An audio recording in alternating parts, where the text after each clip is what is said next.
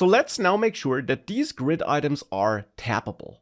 And for that here, I'm going back to my category grid item Dart file. And in there, we can make this container or any other widget tappable by wrapping this widget that should be tappable with another widget. And that other widget would be the InkWell widget. Now actually, the InkWell widget is not just about making some child widget tappable. That could be achieved with the gesture detector widget as well.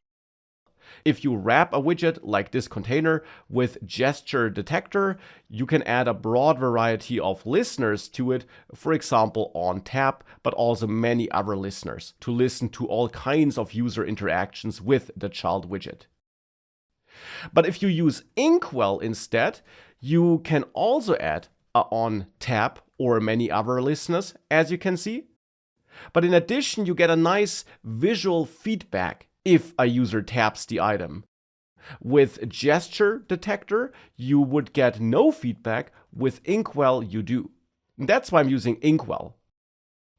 With InkWell wrapped around container, I can add the onTap parameter to set up a function that will be triggered whenever this item will be tapped. So with that, we already would be able to listen to events, but I'm not done yet. In addition, I'll set a splash color, which will be important for this visual tapping effect that we get.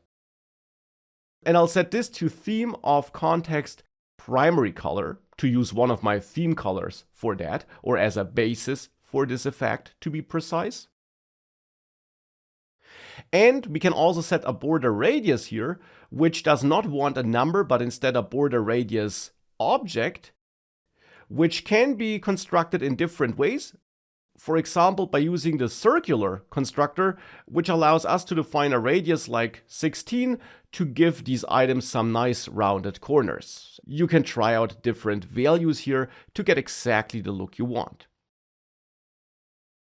So with that, these items should be tappable. Right now, nothing happens when we tap them, but they are tappable.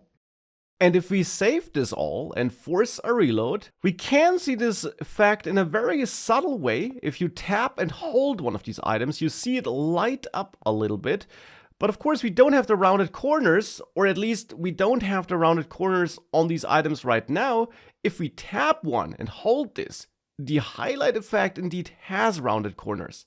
So the missing thing here indeed only is to go to this container in our category grid item. And there in decoration, besides adding this gradient, I also want to add a border radius.